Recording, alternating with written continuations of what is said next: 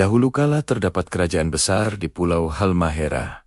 Rajanya belum lama meninggal dunia. Ia meninggalkan 2 anak laki-laki dan 1 anak perempuan. Mereka bernama Baginda Arif, putra Baginda Binaut, dan putri Baginda Nuri. Putra Baginda Binaut sangat menginginkan kedudukan sebagai raja untuk menggantikan ayahnya. Keinginan itu disampaikan kepada patih kerajaan. "Aku harus menggantikan kedudukan ayahku," kata Binaut kepada sang patih dengan penuh keyakinan. Agar sang patih ikut mendukung rencana tersebut, maka Binaut memberi janji bahwa jabatan sang patih akan tetap dipertahankan, dan ia akan diberi hadiah emas berlian. Berkat bujuk rayu dan janji itulah, sang patih bersedia mendukung Binaut menjadi raja. Sang patih segera mengatur para pengawal kerajaan untuk menangkap Sri Baginda Ratu, putra Baginda Arif, dan putri Baginda Nuri. Setelah ditangkap,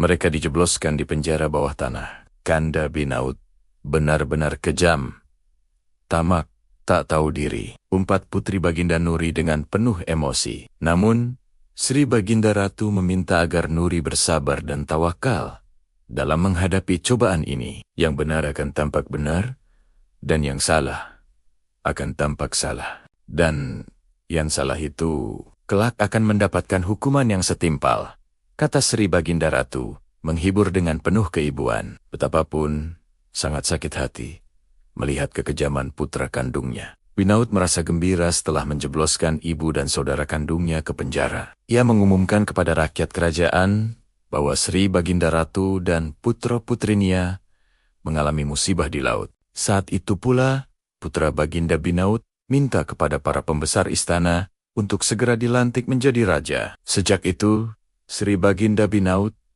bersikap angkuh dan tinggi hati. Ia menganggap sebagai raja yang paling berkuasa di muka bumi ini. Demi kepentingan dirinya, ia memerintahkan kepada seluruh rakyat kerajaan agar bekerja giat untuk membangun istana megah.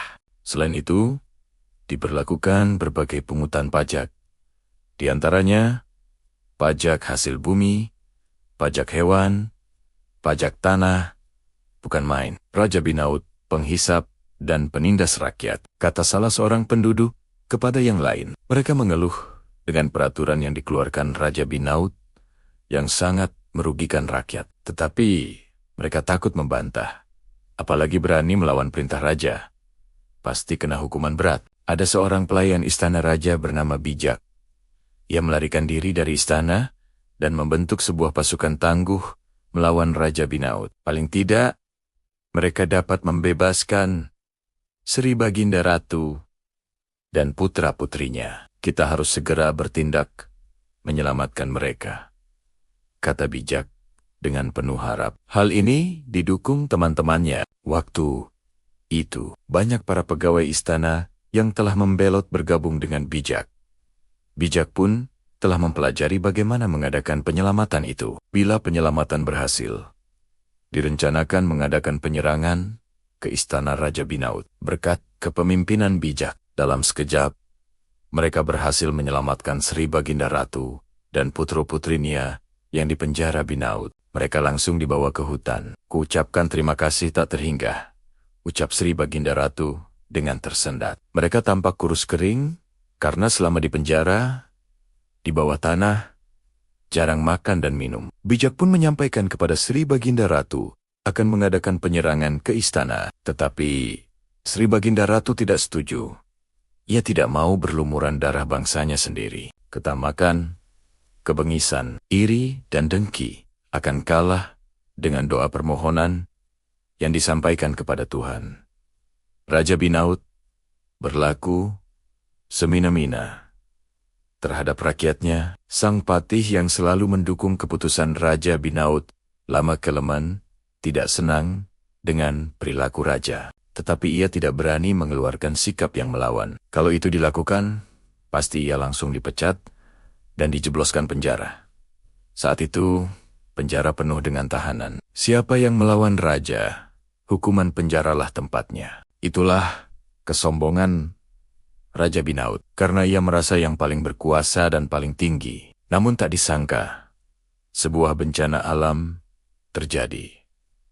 Sebuah gunung meletus dengan sangat dahsyat. Lahar panas mengalir ke segala penjuru. Istana Raja Binaut pun menjadi sasaran lahar panas. Ternyata sebagian besar lahar panas telah meluluh lantakan bangunan istana yang baru saja selesai dibangun dari hasil keringat rakyat.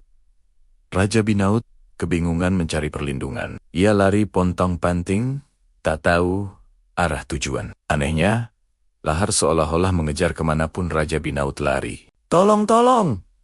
teriak Binaut. Lahar panas itu, sedikit demi sedikit, menempel di kaki Binaut. Seketika itu juga, kakinya melepuh dan kulitnya terkelupas. Ia berusaha untuk tidak berhenti berlari. Lahar panas mulai menjalar ke tubuhnya. Ia sangat tersiksa. Ketika ia mengalami siksaan lahar panas itu, ia ingat ibunya. Ia mohon ampun. "Ampunilah aku, Bu. Maafkanlah aku, Bu. Aku sudah tidak kuat menanggung penderitaan ini. Aku tidak akan mengkhianati ibu, kakak Arif, dan adik Nuri lagi. Maafkanlah aku, Ibu." "Ibu!"